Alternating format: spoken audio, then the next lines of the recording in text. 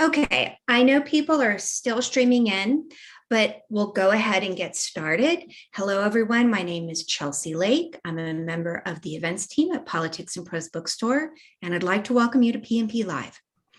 Before we get started, a few housekeeping notes. At any point during the event, you can click on the link that I'll be dropping in the chat to purchase Disgust, a memoir. You can ask a question by clicking on the Q&A, which can be found along the bottom of your screen. We'll try to get to everybody's questions, but I apologize in advance if we don't have time to address yours. We are delighted to offer closed captioning for this event via Zoom's auto captioning service. To access captions, simply click on the live transcripts option, also along the bottom of your screen. Now it is my pleasure to introduce this evening's speakers. Stephanie Grant is the author of the novels The Passion of Alice and Map of Ireland. She writes about female embodiment, which is another way of saying she writes about women's and girls' bodies, including their sexuality, genders, and race, and how their bodies are frequently the site where struggles, personal and political, existential and social, get expressed in American culture.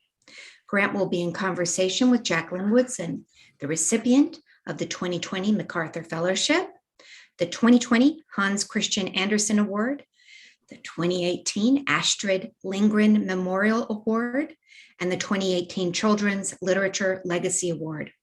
And she was the 2018-2019 National Ambassador for Young People's Literature. Her New York Times bestselling memoir, Brown Girl Dreaming, won the National Book Award, as well as the Coretta Scott King Award, a Newbery Award, and the NAACP Award. Now, without further ado, I turn the screen over to you two. Thank you. Thank you, Chelsea. Hey, Stephanie. Hey, Jacqueline. It's so good to see you. I wish we were in the same state. I know. I wish we were in Politics and Prose in Washington, D.C. But it is very good to see you. You too. Thank you. And thanks, Politics and Prose, for hosting this. And thanks, everybody, for joining my homegirl and I here. Shout out where you're from. I see a lot of friends in the chat. And don't forget to throw your questions up in the Q&A. It's easier to look at the questions there than look at them in the chat. And remember that you can get a copy of Stephanie's memoir, Disgust, and also The Passion of Alice at Politics and Prose or any other fabulous independent bookstore that may be near you. But Politics and Prose actually ships books. And I'm sure if you shout out just right, Stephanie will get a signed book plate to you, right, Steph? Absolutely. And we wanted to start by Stephanie doing a short reading for us from Disgust. Yeah. Thank you, Jacqueline. Thank you for your tremendous and ongoing generosity, lifelong generosity that I have been the beneficiary of. And thank you, Politics and Prose and Chelsea. So Disgust is a memoir in short little sections, and all the sections are numbered. So I'm going to start at the beginning to give you a sense of how the book opens and the way that I talk about disgust. So 1, when in my 20s, I came out to my parents as a lesbian, I became an object of their disgust. I was not surprised by their recoiling as they were devout Catholics, but I was still distraught. As a result, I worked to eliminate disgust from my repertoire of emotions. Yet, as of late, I've noticed the feeling is on the rise in me. I experience it more and more as I age. And it must be said, disgust overwhelmed the public square in the months and years following the 2016 presidential election. 2. Researchers have identified 3 types or domains of disgust: pathogenic, sexual, and moral. Common to all 3 is the fear of contagion. Of course, the different types can overlap. The germaphobe who refuses any kissing, philomophobia, might also register a strong sense of either moral or sexual disgust. That is, she or he might experience one form of disgust intensifying the other. 3. Years ago, I dated, or let me be frank, tried to bed a man who suffered from philomophobia.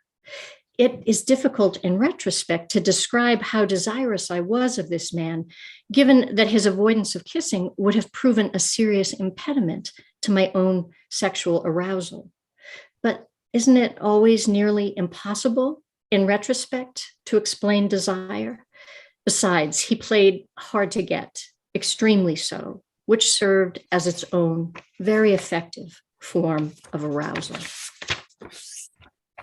9. The human body offers us significant opportunities for disgust, its eruptions and excreta, its certain inescapable decay. Part of what makes disgust such a powerful visceral experience is the fear that the disgusting thing will or has already corrupted us. Part of what makes disgust central to our moral machinery is our sense that stabilizing norms have been violated. Some object or person is in the wrong place, the proverbial hair in the soup. According to this logic, disgust erupts when the categories and oppositions that structure our daily experience fail to stay distinct. Clean versus filthy, inside versus outside, male versus female, us versus them. 10. In the weeks that followed my coming out to my parents, they expressed their disgust in different ways. My mother applied what she believed about the category lesbian, lonely, perverse, a danger to children, to the category Stephanie, whereas I had been hoping she would do the reverse, allowing her experience of me to revise her understanding of lesbians. My father, who was verbally more reticent than my mother, yet who was in possession of an emotionally expressive colon, suffered a bout of diarrhea. This is difficult to acknowledge, let alone commit to paper, as the appearance of feces might provoke the reader's own disgust, and she might then turn away from this particular manifestation of turning away.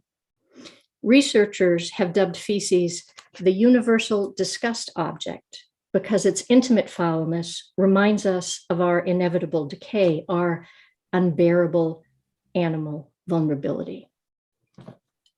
Mhm. Thanks, Stephanie. So much happens in such a physically small space there. And throughout the book, I remember sending one of my books to a friend of mine who had just written a book that was like 400 pages. And he wrote back and he said, "Oh, you're trying to write one of those books people are going to finish." And I thought of that when I opened your memoir coming, through and hopefully at some point out of this pandemic. It's just the right size. The fact that it's written in vignettes, the fact that there's white space where we could actually breathe and take in what you said, and the fact that there is humor mixed with the solemnity, the solemnness, I'm not even going to try to pronounce that word, You got of it all is just really refreshing. As I told you, I read it and then read it again and then read it one more time before we started talking. And each time I feel like I get just something new out of it. And this time, this reading really made me think about your other books. So I wanted to start there. 1996, you wrote The Passion of Alice, which is a book about a girl named Alice who's, dealing with her anorexia. And she's in her 20s, right? Yep. And then in 2008, you wrote Map of Ireland, which is a novel about two girls, one Black and one white, in the mashup of the Boston school bus boycott, when white folks did not want their young white people to go to school with Black folks. And now you're writing about 2021, you're writing about disgust, and all are about 12 or 13 years apart, which is also very interesting. So I have two very long-winded questions for you. The first is, how did you get to the point where you're not afraid to shy away from talking about stuff that is the truth? I know you come out of a history of activism, and your writing never feels like it's didactic at all. It feels like simple truth. And I want to know how you get there, because I think this is something that writers struggle with a lot. How do you tell the truth without feeling heavy-handed, without feeling, morally like you have something that no one else has? There's a real balance to your writing that I appreciate and love. So, it's a great question. Interestingly, it's making me think immediately of my colleague Richard McCann, who the book is dedicated to, and I know a lot of people in the audience are missing.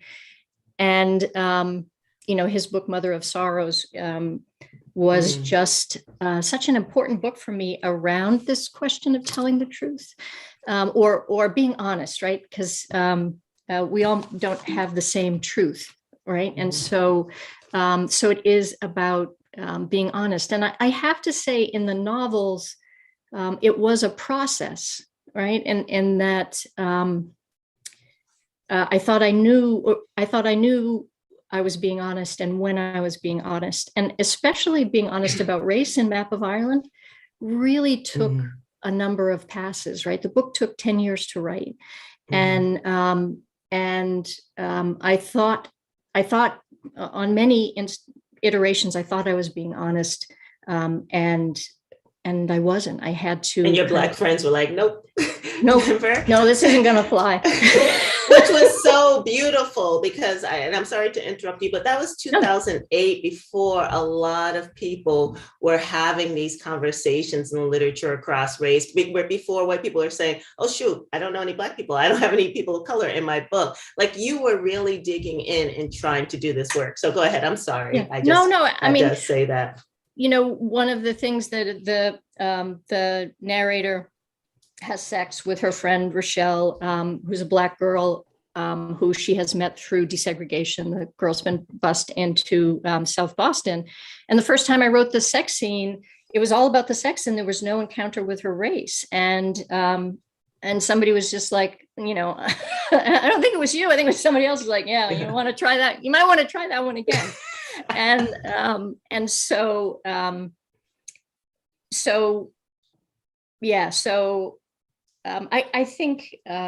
I think writing is a process of self-scrutiny, right? It's engagement with the world, but it's also self-scrutiny. And having a community of people who will read from me and say, try again, is really important. And being willing, when I think about Richard, it's like, why are we doing this if we're not telling the truth? Why are we doing this if we're just trying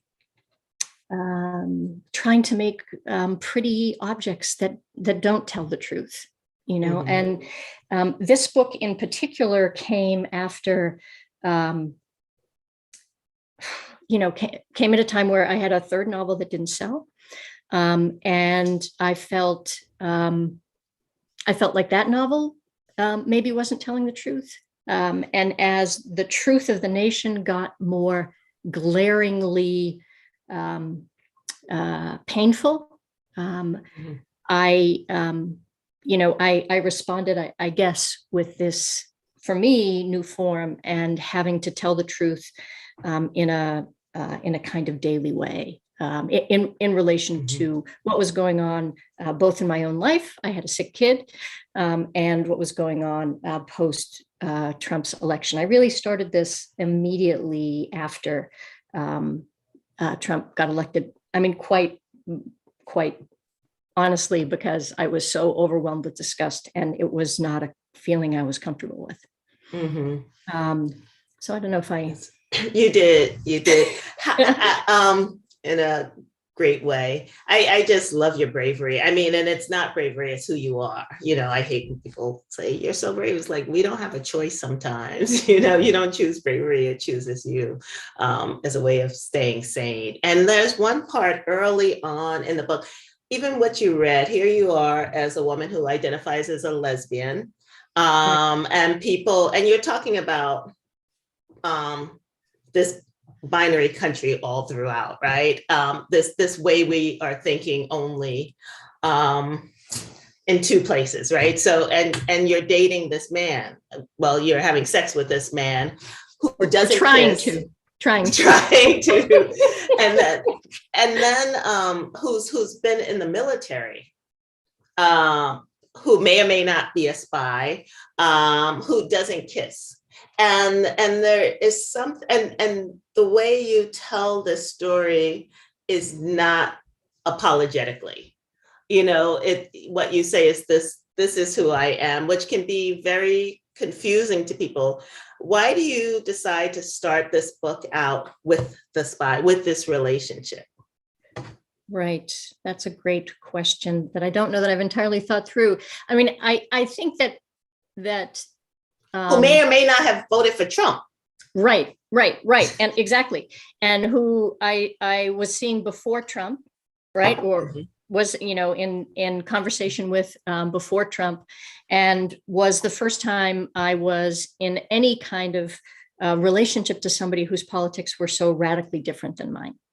And it was very challenging, and also very interesting in certain ways. And I think,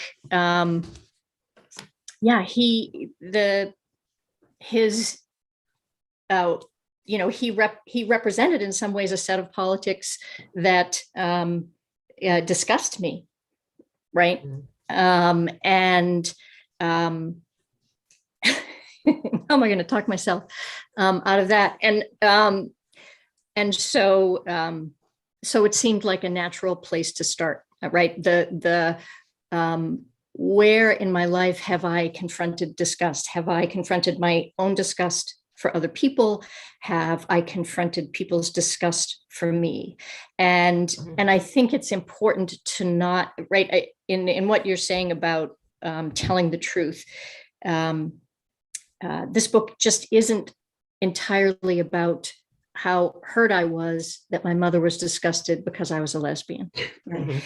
It's also about choices that I'm making and moments of disgust that I feel. And to have one without the other is for me impoverishing. It's just not as rich. That's such a great point. How do you think, going back to truth, how do you think the story, the Map of Ireland story, would be different now post George Floyd and the revolution? Do you ever think about that? How would Map of Ireland? I mean, in some ways, and I mean in every way, because writing has also changed, right? Right. The way we write, the way we read. This Map of Ireland happened before social media. Yes. No, and I mean, what I like about Map of Ireland is that it's a story about a white girl who doesn't do the right thing, right? It's a white girl whose white fragility hems her in. And even though she has all of these narrative pressures on her, and certain kinds of pressures that we think of that are the things that allow white folks to make changes, even those are in play, she can't do it. And so in that way, I think the book would stay true to itself. And the book would stay as it's constructed. I wonder about the language of the book. Right. Characters in the book use some pretty ugly racist language. And I don't know what it would be like returning to that and creating that right now. And whether, how I would move forward with that language. It's such a beautiful book. I mean, I think of my writing from back in the day and I look and I'm like, wow, it has some long ass sentences. And I know that's where I would change, because my attention span has changed, the world's attention span has changed, even in terms of the way chapters are, the way I format chapters. But I do think that there was so much loveliness in the writing and in the storytelling of both The Passion of Alice and Map of Ireland, and Disgust, which is a memoir and a very different book. I don't remember if you were teaching in 2008, but you're a teacher now. You're a professor at American.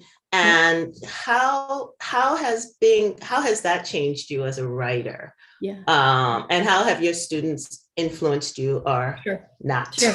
No, absolutely. I would say it's interesting. I think I've moved towards longer sentences, right? That I started with really short sentences. You know, I've gone in the opposite trajectory as you. And teaching, you know, at some point, it felt really like an ethical imperative for me as a teacher to focus on sentences. Conversations I was having with students about structure and about story and about character development were good and meaningful, important conversations. But if I didn't talk at the level of how a sentence was constructed and how it was moving, then I wasn't honestly engaging with their work. And so sometime a few years ago, I started teaching. I started having students, graduate students and undergraduates, copy sentences of other writers. And it was a practice that I had been involved in doing for a little while. And I would say that practice and you know, I didn't do it for a long time in the classroom because I knew I would struggle. It's like, oh, is that an adverbial phrase? Is that a gerund? Is that I would stumble around the grammatical names for various clauses in a sentence, and I would be embarrassed and lose my authority in the classroom and feel all right and be horrified. And I started using Stanley Fish's wonderful book, How to Write and How to Read a Sentence, where he, you know, says, forget about what to call things, but just look at what each part of the sentence is doing, what it's modifying, how the parts are related to each other. And that became a really useful way to teach. And that practice really is apparent in Disgust for me, because I am taking care at the level of sentence in a way. I mean, I've always taken care at the level of sentence, but the practice of reading sentences that closely has allowed me to hear the music of the sentences more. So I feel like this is my my best run at prose poetry in a certain way, right? And in that I'm really listening as well as constructing meaning. Wow. I love that. And you know, we talked about Richard McCann, and it's so interesting, you know, poets and other writers can only rub off on us, right? In this beautiful and brilliant way, so that we can understand what you're talking about and how you've put this into practice. Can you read another part to us? Yeah, absolutely. So the book is composed really as a series of mini essays, lyric essays. And section 3, which is a section I'm going to read from now, deals with my mother's postpartum depression. One of my daughters struggled with anxiety and depression, and my own eating disorder, and which is this in that novelistic way, the subject of The Passion of Alice. And one of the things I'm really looking at is this sort of question of self-disgust, and looking at these 3 different generational illnesses, right? Postpartum depression, my eating disorder, my daughter was a cutter, and just the different ways these get played out in female bodies. And in this instance, within my family and, you know, across these different generations. So this is section 3. 1, Oh, and it's called Self-Disgust. Yes. It's true that my mother was disgusted by my lesbianism, but years before, when I was just a child, she was disgusted by all of us, her 3 children and her husband. When she was very angry, in a rage, she called us disgusting or disgusting pigs.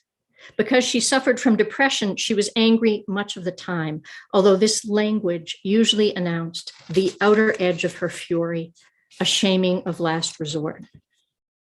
3. My mother's depression arrived soon after my brother, her first child, was born. She cried all day, refused to dress, could not take care of the baby. The grandmothers were brought in. This was 1955, and she was sent to St. Elizabeth's Hospital in Brighton, Massachusetts for electroconvulsive therapy. None of us children knew about her illness until after she died. Initially, my mother's treatment was outpatient. She was shocked, then sent home to her many responsibilities. One day, according to my dad, she refused to get in the car to go for treatment, and so was hospitalized. Committed? I don't know if they use that word. 7. Interestingly, researchers have noted that depressed subjects more readily identify disgust in the facial expressions of others. Some have conjectured a feedback loop between the two. The depressed person observes disgust in the faces of friends, family, and acquaintances, and concludes that she is the object of their disgust. This realization leads to self-disgust, and self-disgust takes the form of more increased depression. 8. Another way to say this might be that self-disgust is depression. 9. The disgust-depression feedback loop seems chicken and eggish to me. Which came first? This might be the nature of all feedback loops. We are always looping, never beginning, never quite at the start of something. 10. When she was 13, my daughter Kay was diagnosed with depression and its contemporary analog, anxiety. During a harrowing 3-year period, she was hospitalized multiple times. The first hospitalization took place after she tried to kill herself. That evening has a quality of unreality to it, as if it happened to someone else's daughter. And I am privy only to the story's telling. After dinner, I stepped out to run an errand, and when I returned, Kay was pacing in front of our house. She told me that she needed to go to the ER because she had taken some of her other mom's ADHD medication. She was agitated and could hardly meet my gaze. When I asked how many pills, she said she didn't know. 5 pills, I prompted. 10? She shrugged. 30, maybe 40.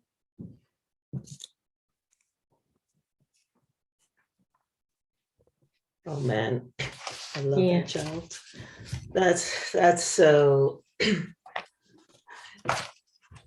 The thing about this book, I'm just going to show it to the people who haven't seen it. The white space is there for a reason. That white space is just the exhale that you need after reading something like that, and thinking about the way it's so a part of all of our lives, especially now. I mean, I just can't go back to how timely this book is in terms of thinking about not only our own everyday struggles in this crisis moment, but also the struggles of our young people, and the struggles of our young people even before this moment, when there was so much noise in the world and they needed quiet, when there was so much chaos and they needed order, when there was so much hatred and they needed love. So to just listen to you read that and hear exactly what you're talking about winnowing it down to the essence of the narrative and the urgency inside that essence, and it being in these vignettes, these short moments, because that's what it is. It's this short, intense moment, and so beautiful. It's so heartbreaking. And then, of course, ultimately, because we, as the reader, figure out along with you healing. Sure. Can I say one thing about the white space? So Claudia Rankine's Citizen, I would say one of the sort of, really startling moments for me as a writer was seeing Claudia Rankine, Maggie Nelson, Eula Biss, and Leslie Jameson, all Grey Wolf authors, by the way, all on a panel. Citizen, of course, won poetry awards, won nonfiction awards, was something that really moved in both of those spaces. And all of those women doing just really, radical and interesting things with nonfiction forms. This is absolutely in debt to all of them. But Claudia Rankine on that panel talked about white space and talked about the importance of white space to allow the reader to just absorb what's there.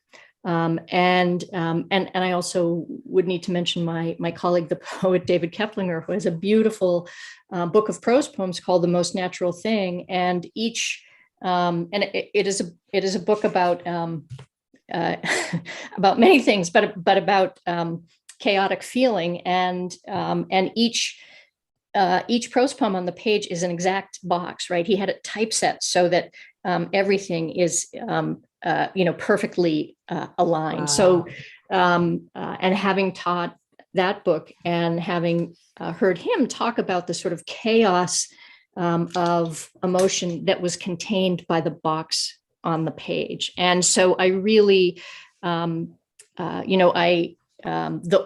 numbers are there to help order what is just an enormous amount of feeling, right? And all kinds of feelings, not just disgust, but terror and sadness and grief and, sexual delight and, all kinds of things, right?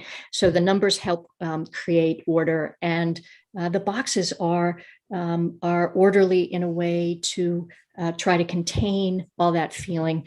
And you'll notice probably that the writing at the beginning is really quite formal.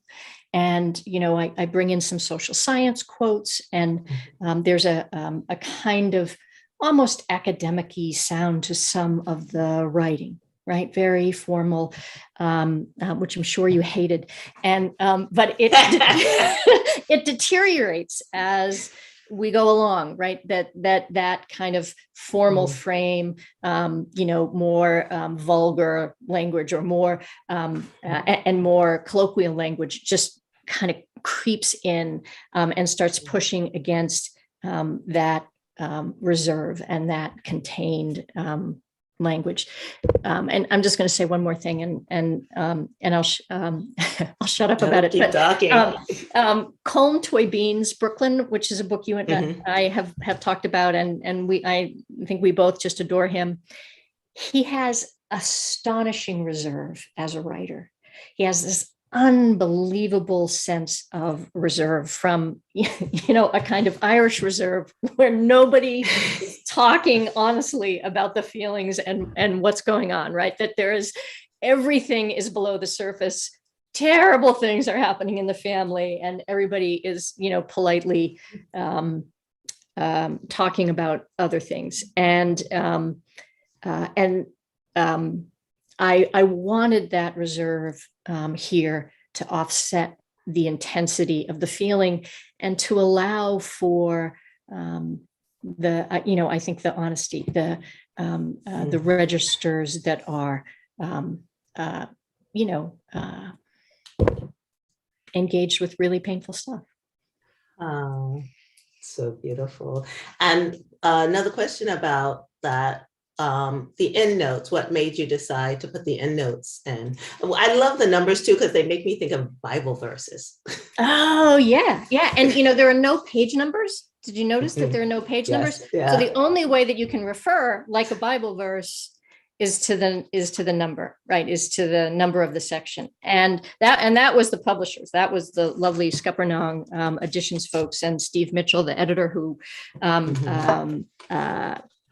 with the designer, didn't want to have pages. And at first page numbers, I was a little bit worried about that.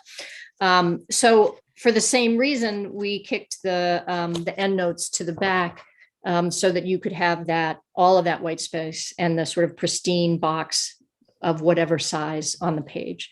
And then the only place that gets really interrupted, it doesn't get interrupted, but it's a little bit different, is in the really harrowing section about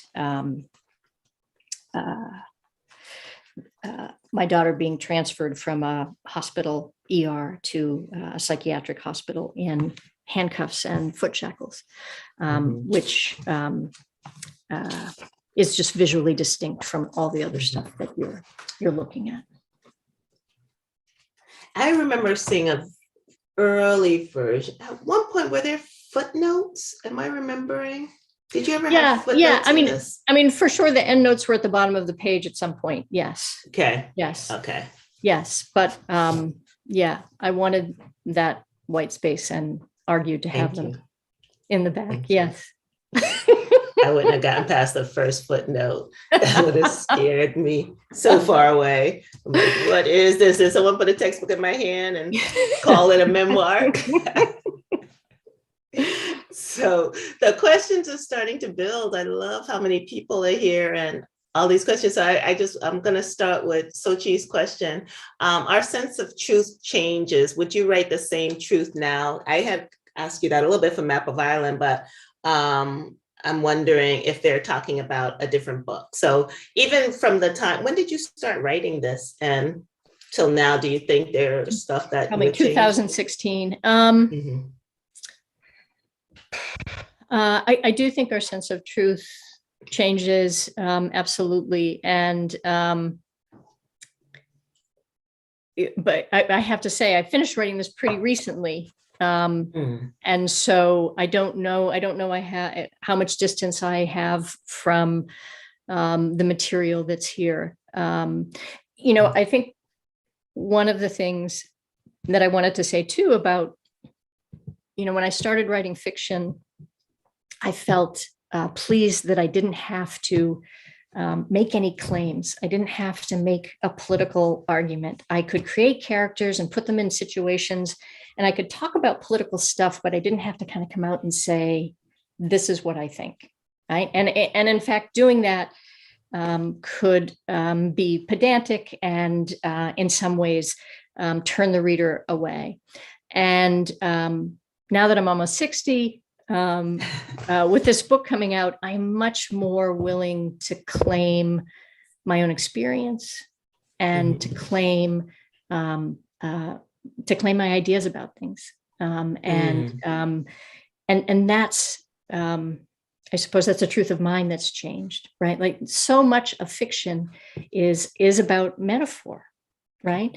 I put these two young women, these two young girls in this situation and see what happens. And so I'm able to talk about their relationships at a certain kind of remove or through their experiences, where in essay or memoir, at some point,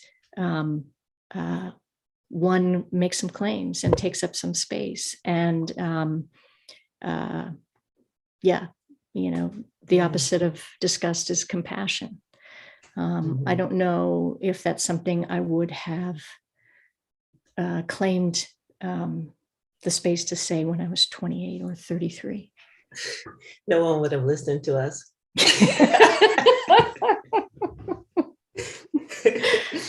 We wouldn't have listened to ourselves. Yeah. So do you think, and I'm paraphrasing Philip Walker's question, do you think writing Disgust is going to change how you write fiction now in terms of what you've started thinking about white space and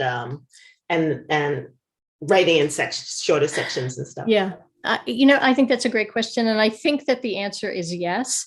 And I think that, and one of the things that I've been struggling with in fiction is, or struggling with writing generally, is I don't want to write a sentence that doesn't have meaning. I don't want to write a sentence in which somebody has to get in the car and drive and get on the Taconic Expressway, or Taconic Parkway because they have to get upstate, right? I I don't want to write those sentences anymore. So the compression that's here, right? And so this is an incredibly compressed form, is partly about, I don't want to write those sentences anymore. And I know that there are writers, fiction writers, and I think that you are one of them, who who write beautifully lyrical sentences, in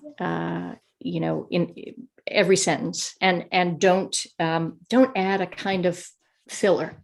And I'm not saying that good novelists do that, but my own reaction against Navel maybe gazing?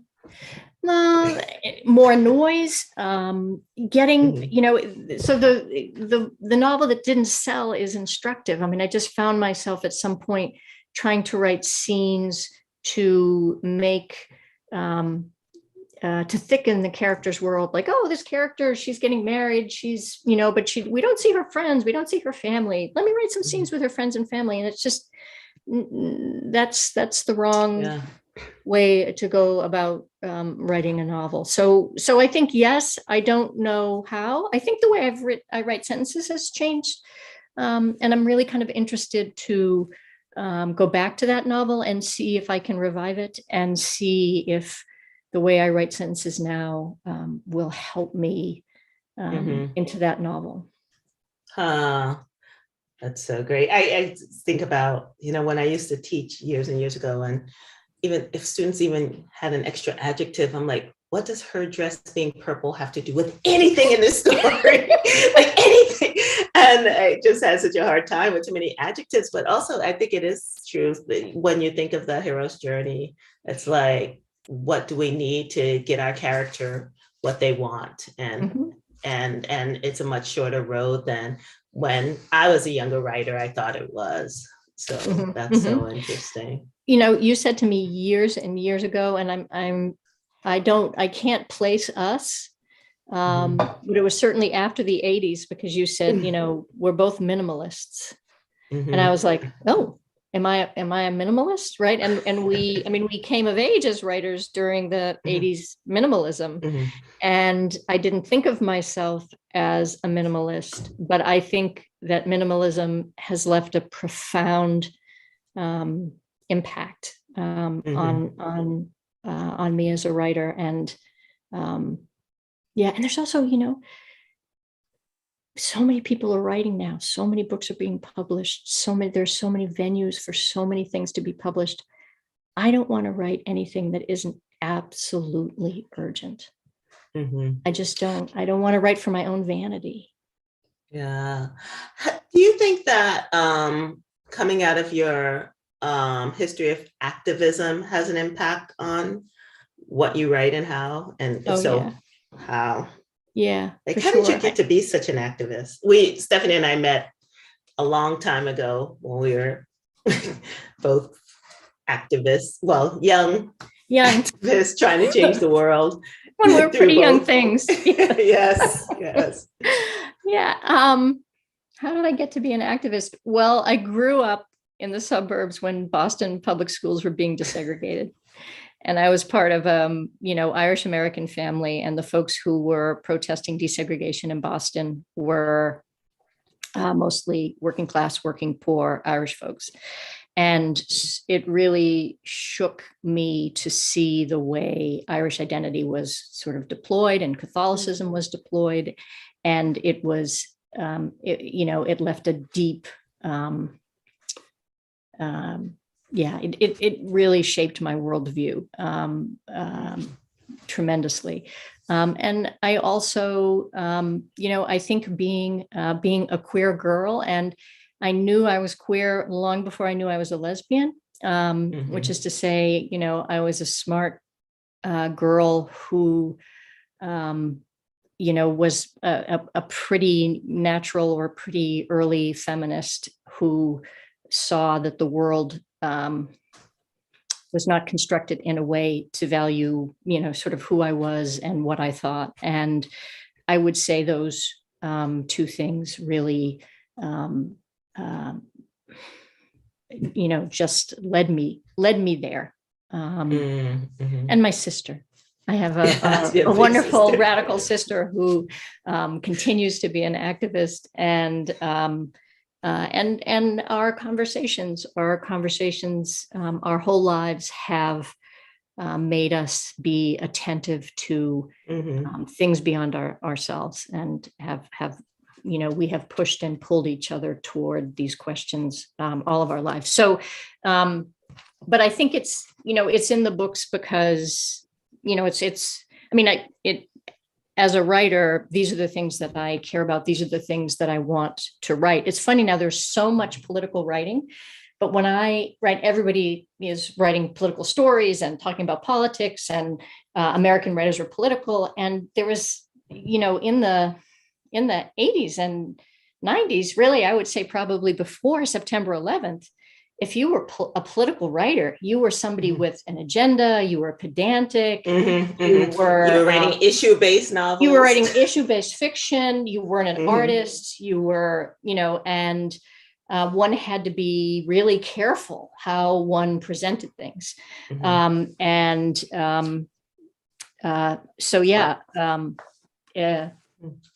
These things come in waves, right? So interesting. So Janet Fishman writes, the scene with the little brother telling his sister about his experience in a bus school, was it hard to tell the truth there? So that's from Map of Ireland. Yeah, sure. In other words, was it hard to have empathy for this little white boy who is being mistreated in school by the Black kids in his school? Yeah, and it's an important part of that story. Sure, right? Yeah, definitely. I mean, it gave it such a balance because, wow, I'm glad Janet asked about that. That was a long time ago. Now I know. I forgot. I was like, what scene? Yeah. So Barbara Warren is, and we have so many old friends. Barbara Warren. Oh my God. And Kathy McKinley is saying that we're still cute, even if we're old. Okay. We'll take that. Thank you, Kathy. Right back at you. Passion of Alice also had themes of how eating disorders pathologize sexuality and gender identities, and how that was institutionalized in rehab settings that were oppressive. How do those themes resonate with you now in 2022? That's such a great question. Wow. I just remember her barfing into her pocketbook. Yeah. It's so funny. Somebody at my last reading reminded me about that there's disgust in the Passion of Alice. I was like, really? It was like, oh yeah.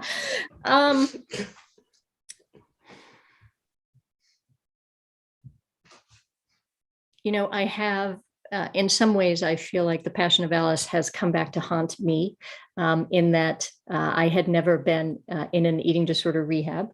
And now I have been in many psychiatric institutions as a parent. So questions about, race and gender identity and sexuality are so, are still, and now I live in the South, right? And so those questions are urgent and sometimes quite terrifying in a hospital setting.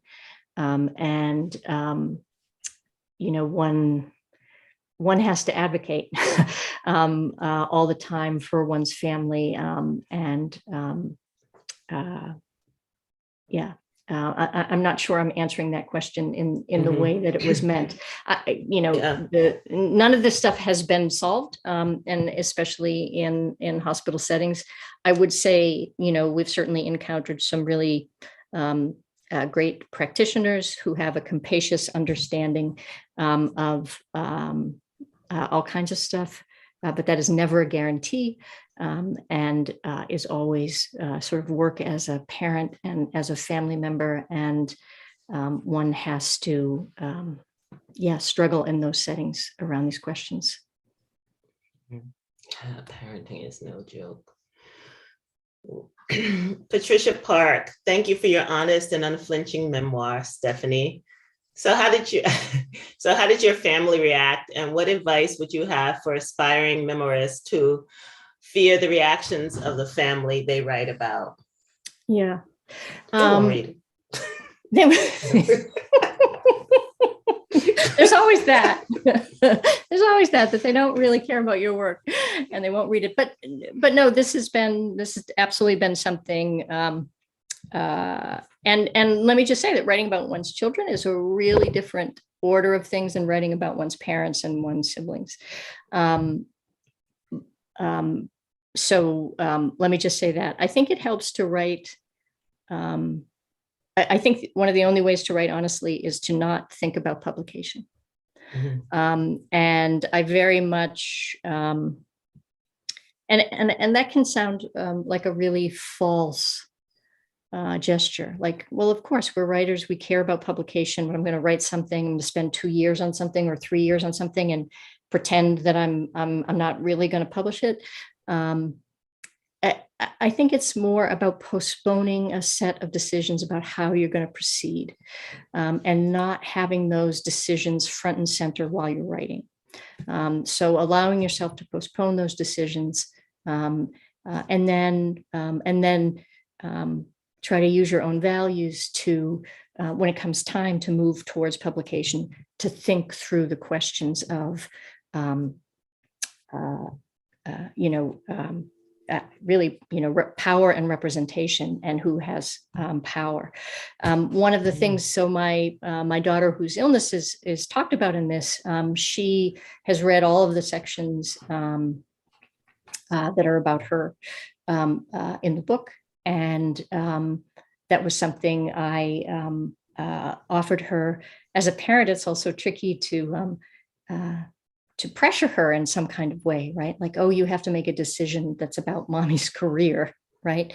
So that's not quite right either. So so I let her know that I was going to publish this and that I was writing about it, but that I wanted her to be comfortable with the ways that she was written about, and that if she wasn't comfortable, I would be happy to edit.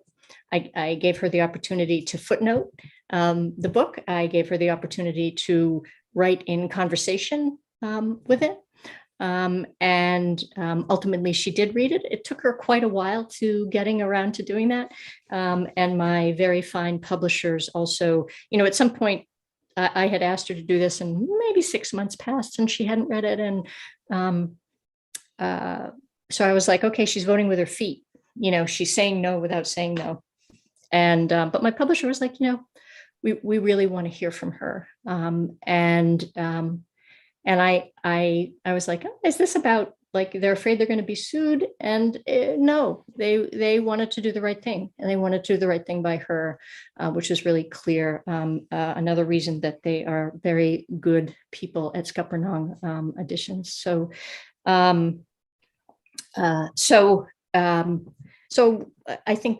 I think these things do get negotiated in different ways, but I think it does help to postpone the reckoning with that until you've written what you want to write, and then, talk about honesty. Then what you're confronting is your own desire for publishing and questions about how it's going to affect the people around you. And there's a moment of self-reckoning. Right. Oh, that's such a great answer. Thanks, Stephanie. Sure.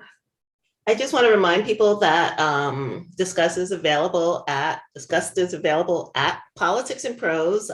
There's a link on in the chat to buy it, and Stephanie's available. Maybe I'm volunteering her if you have book clubs or and want her to drop by and talk about the book and any other platform that might be of interest to her. I'm not going to volunteer her for all the stuff, but I'm going to take one more question, and then Stephanie's going to take us out with one final reading.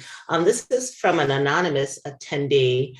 And it's such a beautiful question. I wish I knew who wrote it, but I guess you're going to remain anonymous. Your level of self-revelation is somewhat terrifying. It felt like a gift to read, but I wonder how it felt to write. It's such a great question. Did you hear it? Yeah. It is interesting, right? It's funny. What did I just read? I know this is somebody you know, Louise Glick's Ararat, which is about her family. I don't know. Do you know this one? I don't know that one. I know her other work. And I just felt like, oh man, I'm a punter. In terms of like the self-revelation in that book, in that collection, it's about a family in grief or in many kinds of grief.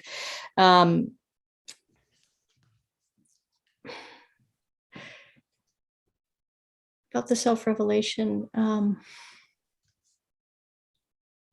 yeah, I'm going to need a better answer for this, aren't I? Because I'm going to keep getting this question. I'm also in my self-recovery from an eating disorder. And I know that, I learned, two things. So I learned in recovery that I have to be honest in order to recover. And it's really essential. Also I was never really in the closet as a gay person, or I was in the closet to myself. I didn't recognize my own sexuality. I didn't recognize my own desire. And then once I did, boom, I was kind of out of the closet, right? Although my parents, took a little while, but I didn't live for years in the closet the way some people do, but I deeply understand the pernicious effects of the closet and of that kind of hiding and that kind of dishonesty. So I think those things are part of the importance of the self-revelation. And, there were some things that I thought like, can I say that, or should I take that out? And from a writing point of view, they were often the things that got me to the next insight. Right. And it's like, okay, if I take that out and it's going to make somebody in my family feel better, or it's going to make me feel better, but it doesn't get us to that next insight. And it is valuing that process and valuing that insight, and being willing to, let my imperfections stand. Let my own human frailty stand. Okay, long answer. Hey, And Steph, one last thing before you. Yeah. I'm sorry. How do people reach you if they want it? Do you have a website, or I know I do. I have a one. website, StephanieGrantWriter.com, that my wonderful partner made for me, because I am a boomer who can't do tech. Okay, so I'm going to read us out. Stephanie. Okay. And it looks like my wonderful sister just popped it right in there. Okay, so the last section is called Guardian of the Mouth, and it comes from the sociologist Paul Rozin, who posits that disgust is different than other feelings because it protects against oral incorporation. It protects the mouth more than anything else. And so this is a section about that. But wouldn't a guardian of the mouth also be a protector of oral pleasures? A means, perhaps perversely, of claiming desire, a guardian of speech and language and prayer, guardian of kissing and being kissed, of crying out, as I have, and perhaps the reader has, in ecstasy and in despair, guardian of dick sucking and pussy eating, guardian of the mouth that sings, the mouth that praises and condemns, guardian of the mouth that rages, the mouth of poetry, the holy, holy mouth. Thanks, Stephanie. That was beautiful. Thank you, Jacqueline. Thank you. Thank you, Chelsea. Oh, well, I think I speak for everybody when I say I wish we had more time, what a lovely conversation. Thank you so much for joining us this evening, Stephanie and Jacqueline. Thank you all in the audience for joining us as well. As a gentle reminder, I have placed the book link in the chat. It'll take you directly to the Politics and Prose website where you can purchase the book. We do ship all across the United States. And while you're there, I hope you'll check out our event page, and we'd love to see you in another event soon. In the meantime, stay well and well read. Thank you so much.